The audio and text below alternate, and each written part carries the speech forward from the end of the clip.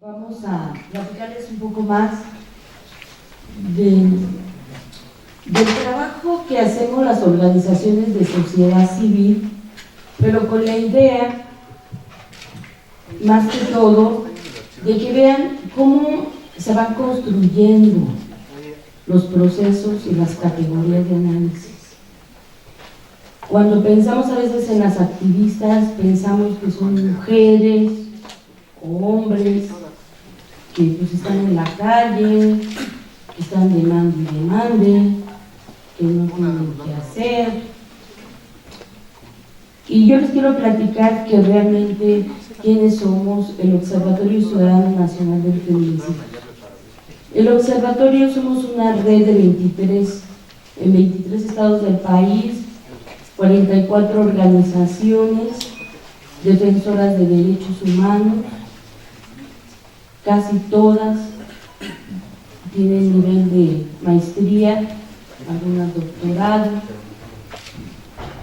que somos mujeres que hemos estado preocupadas por la situación que vivimos las mujeres. Y este observatorio, su origen es Ciudad Juárez. El observatorio primero que se funda fue en el 2004 para entender y esclarecer los asesinatos en Ciudad Juárez. Como organizaciones, y es muy importante que desde ahí se empezó a entender estos asesinatos donde encontraban a las mujeres con un nivel de violencia extrema y nos preguntábamos por qué, quiénes, quién, y al final por qué no logramos saber la verdad y la justicia de los casos. Nos llevaron reuniones de investigación, informes que hicimos en Ciudad Juárez para entender con las víctimas qué era lo que estaba pasando en los territorios, específicamente en Ciudad Juárez. Era tratar de entender estos asesinatos de mujeres que tienen una característica que empezamos a nombrar de discriminación. Estos asesinatos donde se empezaban a visibilizar ciertos elementos, pero no teníamos claridad de cómo interpretar esas formas con las cuales estaban privando de la vida a las mujeres. Tuvimos que meternos a estudiar mucho con criminólogas, con expertas en materia de violencia contra las mujeres, tanto en México como en Estados Unidos, en Europa. Y una de las teóricas que comúnmente a lo mejor ya mencionaron es Diana Russell. Diana Russell utilizó el término de femicides por primera vez en 1976 ante el Tribunal Internacional sobre los Crímenes en contra de las Mujeres en Bruselas. Y era precisamente para definir esas violencias extremas.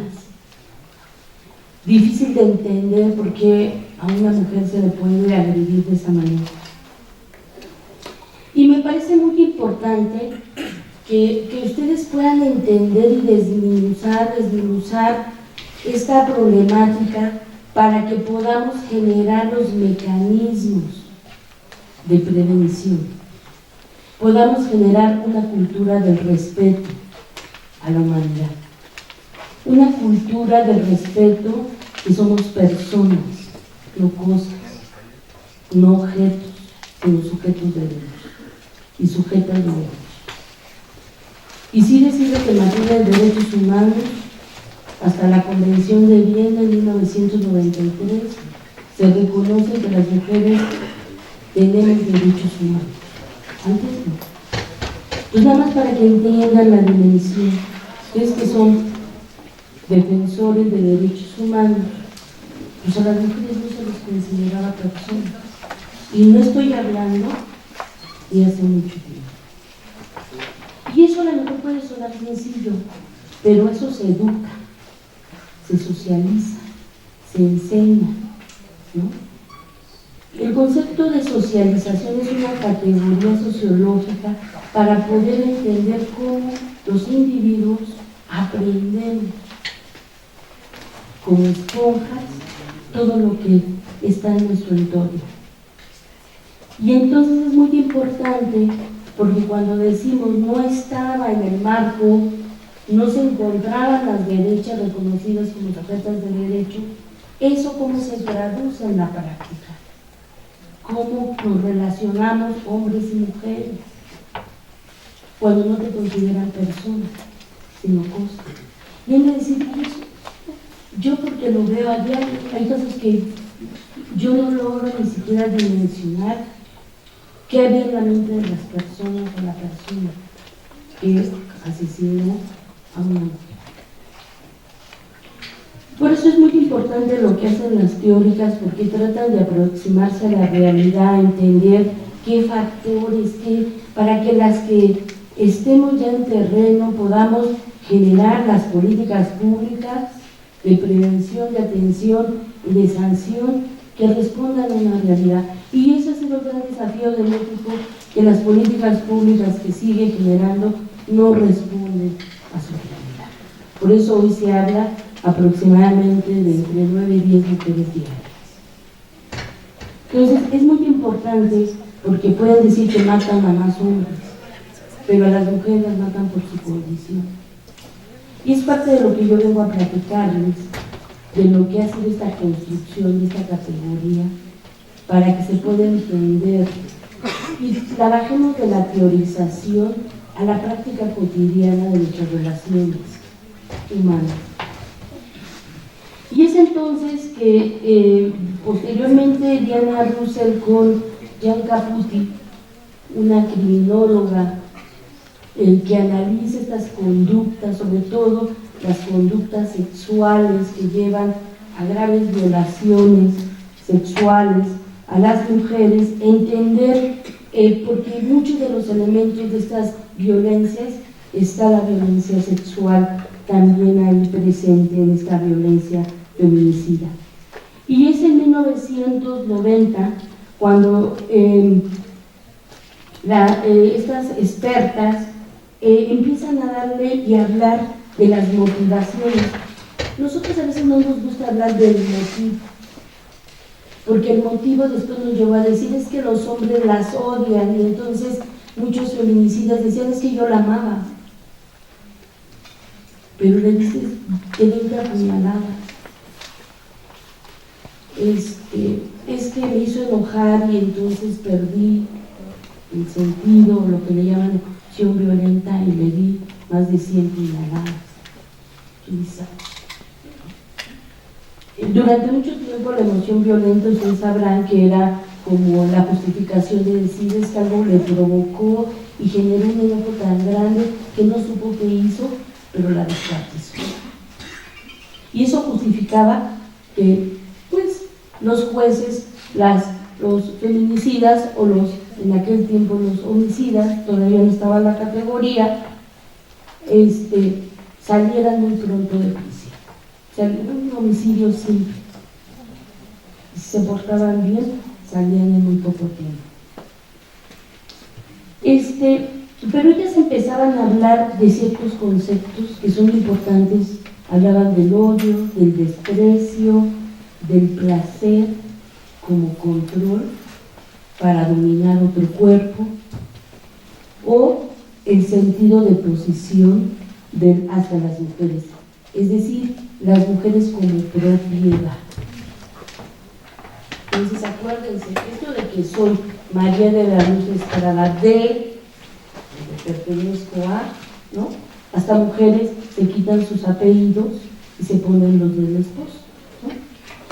Todo eso es propiedad, todo es, y ese término de no pertenencia, sino pertenecer a otros, ha sido un tema de fondo, porque eso ha hecho los abusos y la dominación de las personas. Y es muy importante que todo esto se tenga claro cuando estamos tratando de hablar de violencias contra las mujeres.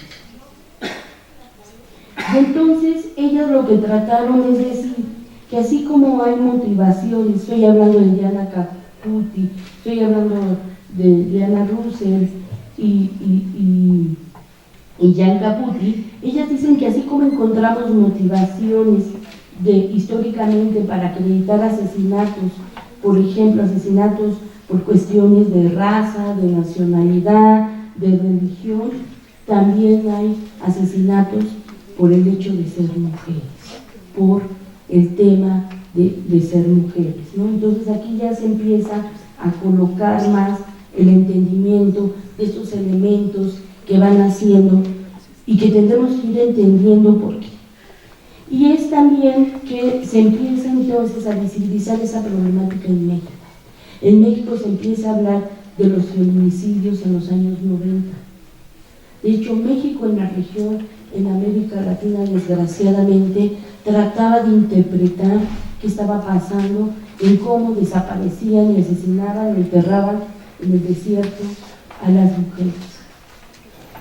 Y esto ha llevado a analizar mucho cuál fue el entendimiento de qué era entonces el feminicidio. Entender el tipo de víctimas, victimarios, el tipo de agresiones que se cometían a los cuerpos. Y es por eso que una de las académicas feministas, antropóloga Marcela Lagarde, y otra antropóloga, socióloga, Julia Munarriz, retomaron el concepto de Diana Russell y coincidieron que el feminicidio y tiene un elemento aparte de esta cultura discriminatoria, y en México dice tiene un elemento más, que es la impunidad. Es decir, si bien existe una cultura que considera a las mujeres no sujetas de derecho, con menor calidad, no con dignidad, como se puede hablar de cualquier persona, en este caso lo que agregan es, y aparte en un contexto de impunidad, esto es lo que hace que en México los feminicidios empiecen a tomar otros elementos, otra característica. Y entonces esto ha llevado a muchas discusiones, y en el país hemos estado como analizando qué es realmente lo que estamos viendo y vimos en Ciudad Juárez. En Ciudad Juárez vimos la impunidad total, porque yo les voy a decir, nunca tuvimos la claridad de cuántas mujeres se asesinaron. Era la guerra de cifras. Y un tema para prevenir, para entender, es tener datos estadísticos. Porque yo tengo que tener el dato estadístico de saber cuántas mujeres son agredidas, por qué, cuántas son asesinadas y el por qué. Porque entonces la política pública que haga el Estado tiene que responder, si no, esa política pública va a ser políticas que no han logrado impactar en la vida cotidiana de las personas para que realmente tengamos un cambio, una cultura de respeto, en este caso, a las mujeres y a sus derechos. Entonces, se veía que en Ciudad Juárez de los funcionarios, se hablaba de 77 altos funcionarios, ninguno había sido sancionado, con violaciones graves, negligencias y omisiones graves que dejaron que los casos se quedaran en la impunidad. Y entonces eso nos llevó a pensar una categoría que está presente y se llama la permisividad social. ¿Por qué permisividad social? Porque en un contexto donde culturalmente aceptamos la violencia, consideramos que la violencia es algo natural y además también hasta consideramos prácticas negligentes y omisas como parte de nuestra cultura política. Y entonces si mezclamos eso, pues se vuelve una bomba de tiempo. Y estas cuestiones estuvieron presentes en todos los análisis de México para entender qué es realmente lo que es el feminicidio en México. Les voy a decir que a partir del 2000 se empezaron a generar por varios mecanismos internacionales, tanto regionales como de Naciones Unidas, diversas recomendaciones en materia principalmente enfocadas a las deficiencias estructurales y legales de la debida investigación del delito. Total, no hablábamos en este tiempo. Acuérdense que la primera tipificación fue hecha en el estado bueno, dicen que en Guerrero, pero en sí fue en el Estado de México en el 2011 y fue mal hecha la manera en que se redactó el tipo penal. Se hizo un tipo penal para no poderse acreditar. Entonces, era muy importante porque antes a ese periodo no teníamos tipificado el delito. Entonces, se investigaba como un homicidio. Con homicidio, con toda esta carga valorativa de, pues si los hombres se enojaron y les provocaron sus parejas, se hablaba de la emoción violenta, los crímenes pasionales. Entonces, pues fue pasional y ustedes veían la alarma, crimen pasional, ¿sí o no? Crimen pasional, no, y tú no, seguro lo encontró con el amante y entonces eso le hizo enojar. Yo les voy a decir que en un estudio que hizo Julia Monares, una de las expertas en analizar los elementos o las características del feminicidio, es muchos de los asesinatos en Juárez cometidos por las parejas las mataron porque tenía una suposición que creo que me engañaba. Las mataron. O sea, aquí ibas todavía antes. Creo que tú me engañas. O ese estudio que hizo Julia Monares, que sería muy importante que lo leyeran, porque habla de estas características o tipologías del feminicidio, porque habla sobre todo de los que cometen el delito, y entonces también hablaba de aquellos cometidos por el estigma, y eran mujeres que las asesinaban porque tenían un trabajo nocturno, eran en Ciudad Juárez eran meseras, o algunas, no todas, tenían trabajos sexuales y las mataban. Pero ¿qué pasaba con la autoridad en estos casos? Decían que no tenían identidad. Entonces la gran pregunta era, ¿cómo que no tienen identidad? Y la autoridad lo que decía que no tenían identidad era que no tenían valor.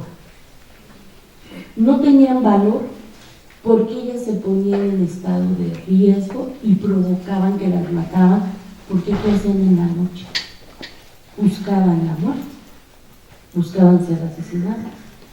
Entonces es muy interesante leer esta investigación que hace Julia Monares en el 2007, ahí verán si me equivoco por los tiempos, pero da elementos para comprender qué hay, entender estas mentalidades que están aquí, que se han venido aprendiendo de la discriminación y del no valor hacia las personas, y en este caso hacia las mujeres, las niñas, los niños.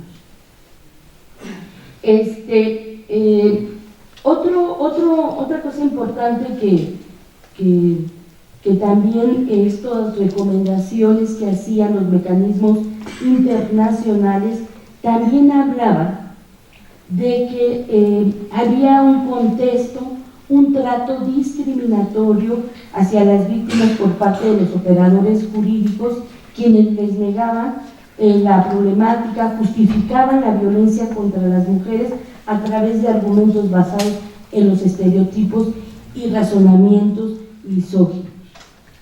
Yo nunca se me va a olvidar cuando fui a Juárez. Yo estuve documentando los casos de niñas, donde había una desesperación, donde había una precariedad, en verdad, una pobreza de las familias. Y muchas mujeres ahí, con esa pobreza, dicen, lo único que quiero es que me diga por qué mataron a mi hija de 15 años, por qué mataron a mi hija de 10 años, por qué mataron a mi hija de 6 años. porque lo que decía en aquel entonces el procurador era que las jovencitas andaban en la noche, que andaban con minifalda, y yo nunca se me va a olvidar porque la mamá traía la imagen de una niña de 6 años, pero sí traía una niña de 20. Pero en ese momento la imagen de ella, cuando le dijeron que su hija se andaba portando mal, su imagen le sugiere a una niña de 6 años. ¿Pudo haber provocado al violador o al asesino? O sea, las preguntas que hay que hacernos es, ¿por qué si una niña, uno le dice eso, una niña no puede provocar? ¿Por qué una mujer de 20 años consideran que puede provocar? ¿Y por qué provocar? ¿Qué significa? ¿Justificar? Esa es la permisividad social, que decimos, le pasa eso porque no debe de vestirse así. Porque imagínense, nosotras vemos tantos hombres que no traen camiseta, los vamos a violar. Es cultural. ¿No? Es cultural porque nos ha hecho una sociedad tan rápido. Uy, yo me saco un montón, la niña que tenía media. Bueno, ya no les voy a poder platicar, pero yo sí quiero decirles algunas cosas que voy a tratar de irlo viendo, que ustedes vean que el feminicidio es considerado una violación grave a los derechos humanos de las mujeres, así como una de las manifestaciones más extremas de discriminación y violencia contra ellas.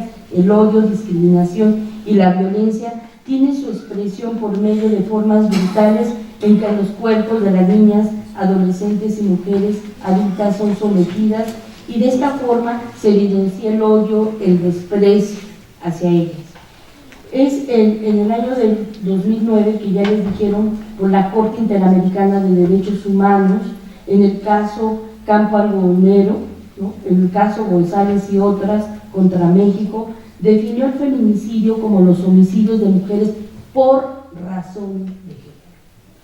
Y esto es muy importante, que al menos pueda yo dejar aquí y en otro momento poder seguir discutiendo, es que no se han logrado entender hasta el día de hoy las razones de género.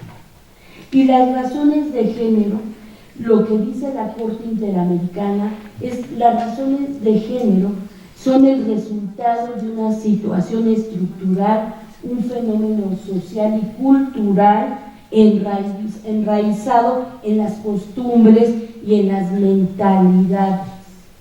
Y esta categoría, así como la trata de redactar la Corte Interamericana, no es tan sencillo.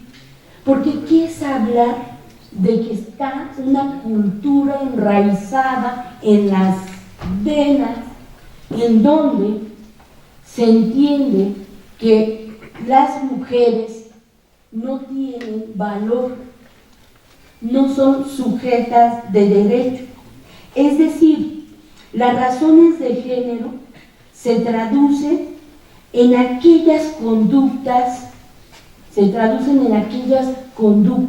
de relaciones de poder, de abuso, de control, de dominación, de subordinación y de considerar a las personas propiedad. Y eso es muy importante. Ayer que me decían que les hablaban del amor romántico, el amor romántico es el control del otro. Ese es el control de amor posesivo. Me pertenece, y como me pertenece solo a mí, yo puedo hacer y deshacer de tu cuerpo y de tu vida lo que yo quiero. Y entonces pensamos las mujeres que si no me cela, que si no me está conmigo diciendo ¿dónde estás, mi amor?, es que no me quiere. Pero es que no es que lo crean las mujeres, nos han educado para la sumisión, para el sometimiento. Cuando las mujeres son más empoderadas no gustan, ¿no? Esa mujer es bien, esa mujer mira cómo es, ¿no? ¿Cómo es posible que muy empoderada y aquí quiere venirnos a decir, imponer? Pero los hombres, así son. Los hombres siempre están mandando y no les gusta que una mujer les diga qué hacer. ¿Sí o no? ¿Sí o no? No me vengan a mí a decir que muy aquí con las relaciones. Y entonces cuando nos hablan aquí de una cultura del respeto, es que no nos miramos iguales. Eso es falso. No hemos logrado generar una cultura donde nos veamos como sujetos de derecho, hombres y mujeres. Yo no les vengo a decir que somos mejores, les vengo a decir que todas y todos somos personas con los mismos derechos, las mismas oportunidades y capacidades. Y que cada quien puede ser más hábil para una cosa y otros para otras, pero antes no me limites, porque yo les aseguro que yo tengo más fuerza que muchos hombres que están aquí en la sala. No, así se los digo, porque a veces dicen, es que las mujeres ponlas, ¿cómo van a jugar fútbol? ¿No hasta genera mucho conflicto en el siglo XXI? Y yo no digo que nosotros vamos a ser, somos iguales, igualitos, pero tenemos que tener las mismas oportunidades.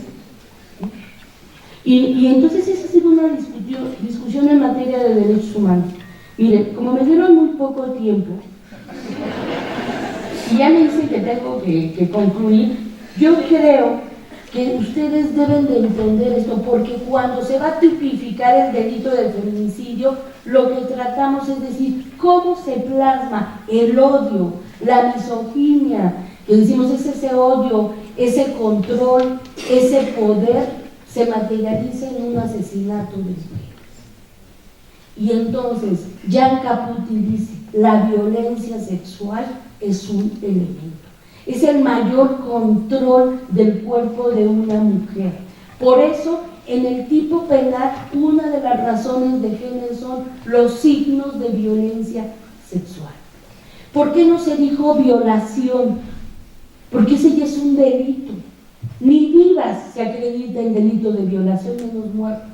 Y en Juárez, las mujeres habían sido agredidas sexualmente y no se podía probar la violación, pero estaban en posición pública, desnudas, lesionadas en ciertas partes.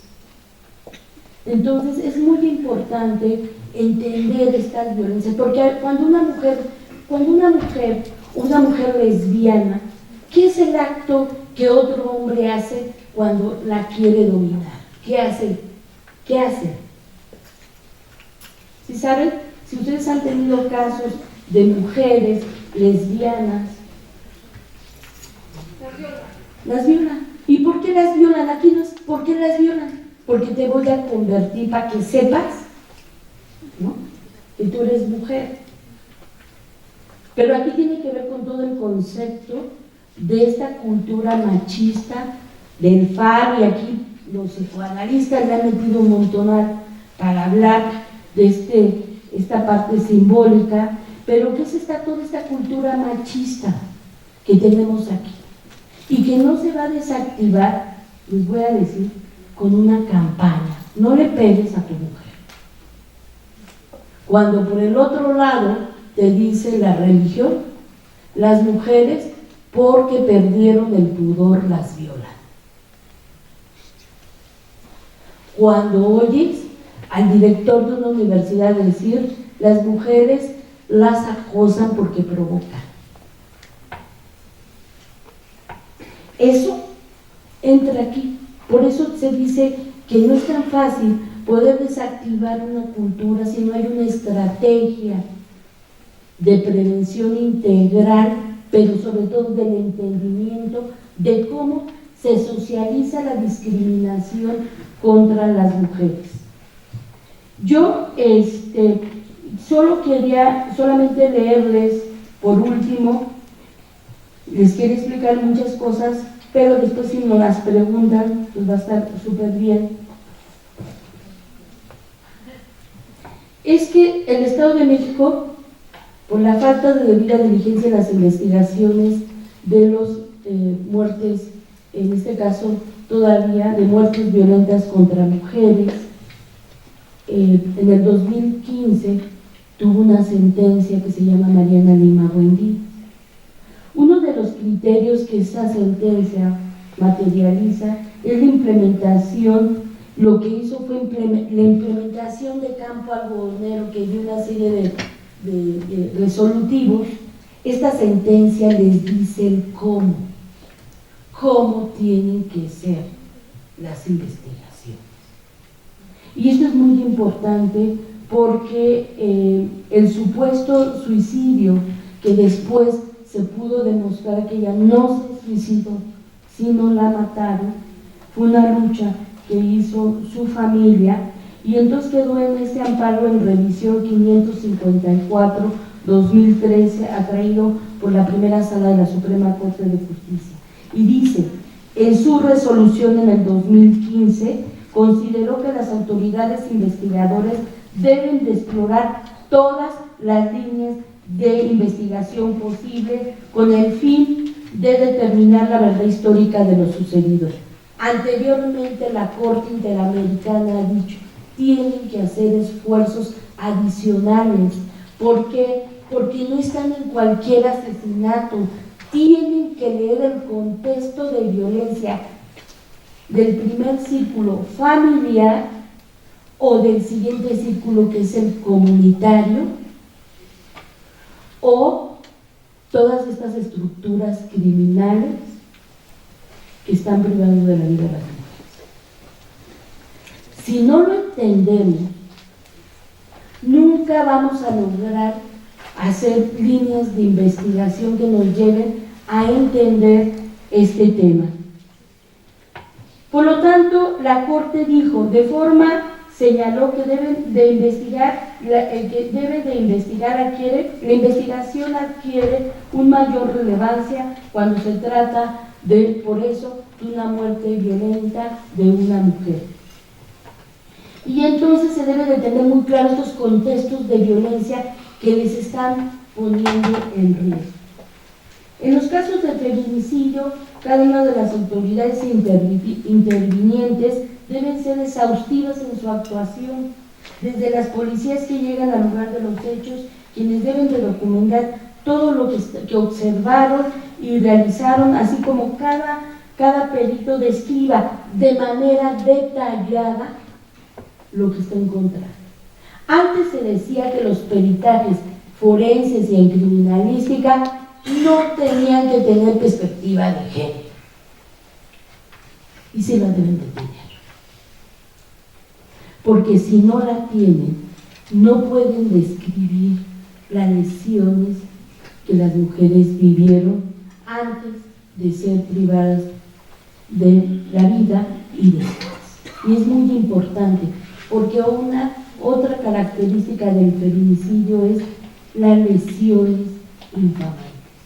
Y las lesiones infamantes no es otra cosa que la hazaña que tienes en un cuerpo.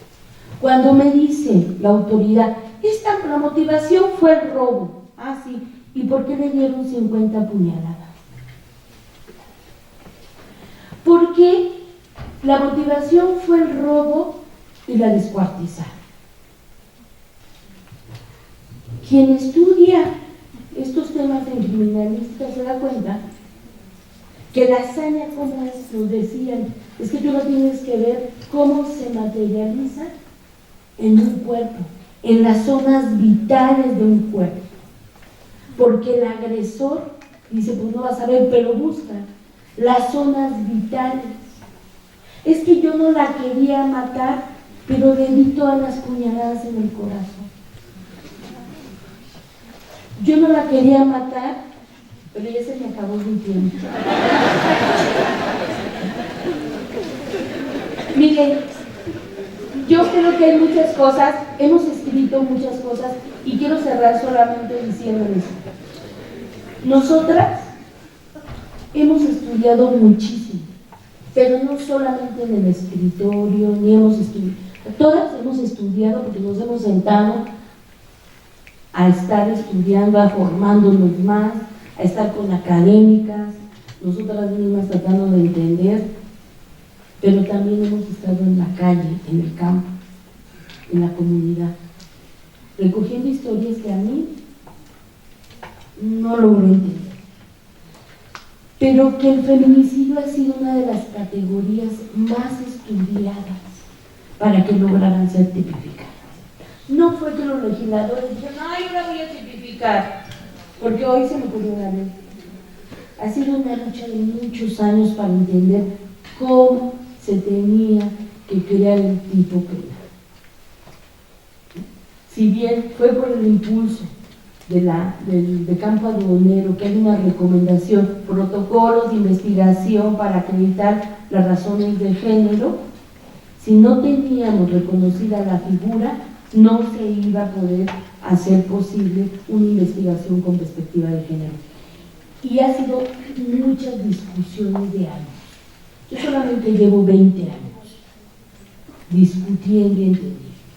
Cuando se establecieron las características, el Colegio de la Frontera Norte estuvo haciendo muchas investigaciones y discutíamos con expedientes entender qué había pasado con las mujeres. Y esto se empezó a entender más cuando estás con las víctimas y las sobrevivientes. Entonces, aquí yo le dejo para decir que cuando a veces alguien yo oigo que dice, ay, es que eso ya no sirve hoy, hay que cambiarlo, ¿y qué nos inventamos? ¿Y cómo podemos acreditar el feminicidio? Compréndanlo. No o sea, para crear cosas, pues podemos crearlas, pero para que funcione. Por eso es que en México se crean muchas cosas y nada funciona, porque es muy fácil de que se crea una cosa, se está luchando porque se acrediten razones de género. Ay, no, ahora es que no se está acreditando, pero ¿por qué no se acreditan? No están entendiendo las características, no están comprendiendo los contextos de violencia, por eso no pueden acreditar el delito. Y entonces, ¿qué dice la autoridad? Pues entonces lo que no sirve es el tipo penal, hay que cambiar. Y eso en otro momento yo les platicaré un poco más de las alertas de género. Muchas gracias. Comisión de Derechos Humanos del Estado de México. CODEM contigo.